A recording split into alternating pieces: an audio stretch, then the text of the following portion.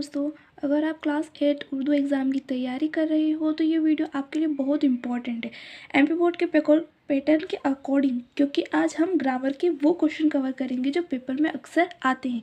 तो वीडियो को आपके लिए बहुत इंपॉर्टेंट होने वाली है, तो एंड तक ज़रूर देखिएगा। सबसे पहले मैं आपको वो बताती हूँ वो क्वेश्चंस जो आपके एग्ज़ाम में हर बार पूछे जा रहे हैं या फिर रिपीट होते हैं। उन क्वेश्चंस के ऊपर हम आज बात करेंगे जो कि आपके ग्रामर सेक्शन से आते हैं एमपी बोर्ड के लिए। पहली चीज़, ग्रामर सेशन में आपकी क्या आती है? दरख्वास्त आती है, जो आना आपके 100% कन्फर्म है। इसमें आपको छुट्टी की दरख्वास्त जो कि पिछले 2 सालों से रिपीट हो रही है, यानी कि आपके 24 के पेपर में भी और 25 के पेपर में भी ये दरख्वास्त आई थी। इसके बाद आप इसके अलावा 2 एक्स्ट्रा और करके रखिए ताकि आपको ज़्यादा प्रॉब्लम ना हो। और वो 2 एक्स्ट्रा मैं बता रही हूँ, टीसी की दरख्वास्त, फीस माफ़ी की दरख्वास्त। ये दोनों भी इम्पॉर्टेंट है, ये दोनों भी आप करेंगे तो आपके लिए अच्छा होगा, क्योंकि आपका ये भरोसा नहीं, क्योंकि ये 2 साल पर पूछी जा चुकी है, तो इसके अलावा शायद कोई दूसरी आ जाए। और इसके अथवा में हमेशा यानी कि या अथवा करके खत आता है। खत में कौन सा पूछा गया था?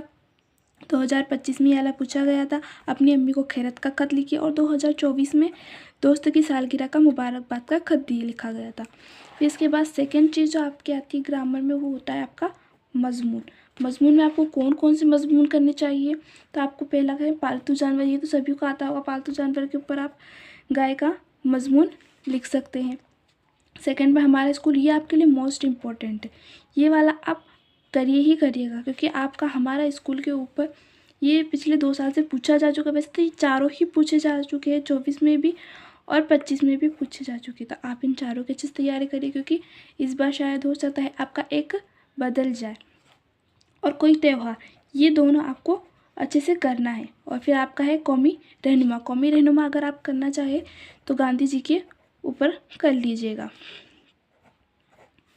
बाकी इन तीनों को, पालतू जानवर आप आसानी से कर सकते हो, गाय के ऊपर मजमून लिखना है, हमारा स्कूल और कोई त्यौहार, ये दोनों भी आप तैयार करके रखिए। फिर इसके बाद आपके आते हैं ग्रामर सेक्शंस के और दूसरे क्वेश्चन जो आपके पूछे जाते हैं। जैसे कि पहला क्वेश्चन हो गया ज़्यादा अल्फाज, फिर हो गया वाहिद जमा, मुहावरे, तारीफ़ें। तारीफ़ें में आप देखिए आपको तारीफ़ें कौन कौन सी करनी चाहिए। तारीफ़ें में आप फ़ेल की तारीफ़, सिफ़त की तारीफ़, इसम की तारीफ़ और ज़मीर की तारीफ़, ये चारों तारीफ़ें आप तैयार कर लीजिएगा।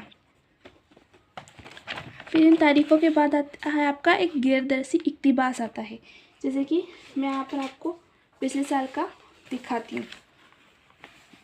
ये इस साल का 2025 का पेपर है।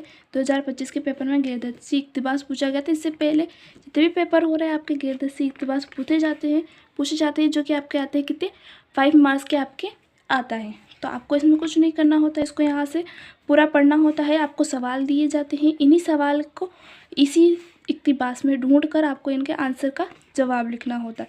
और एक सवाल आता है आपका, हर बार ये आता है, दर्ज बाला इक़्तिबास का अनवान लिखना, यानी कि ये किसके ऊपर, इसका पूरा टाइटल क्या है या किसके बारे में लिखा गया, आपको वो सिर्फ एक वर्ड में समझाना होता है।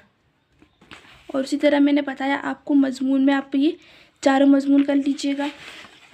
और जो मैंने अभी आपको बताया वाहिद जमा, यहाँ पर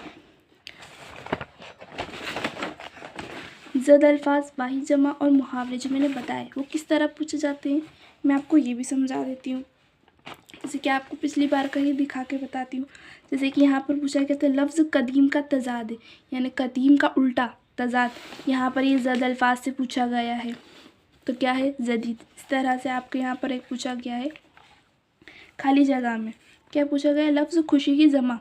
खुशी की जमा वाहिद जमा में आता है, ठीक है। खुशी यानी एक होता है, और फिर खुशी की जमा यानी कि एक से ज़्यादा क्या हो जाता है, खुशियाँ हो जाता है। फिर मुहावरे, मुहावरे किस तरह पूछते हैं, तो कुछ इस तरह पूछ सकते, कली खिलना कहावत है या मुहावरा, तो आपको बताना कली खिलना कहावत या मुहावरा, तो क्या हुआ यहाँ पर मुहावरा हुआ। इसी की तरह आपके अगले साल हो सकता है, इस साल हो सकता है कि इस बार पलट बदल के पूछ ले, इस बार मायने पूछ सकते हैं कि इसका मायना लिखिए। जैसे कली खिलना का मायना क्या है, जैसे बहुत खुश होना, इस तरह।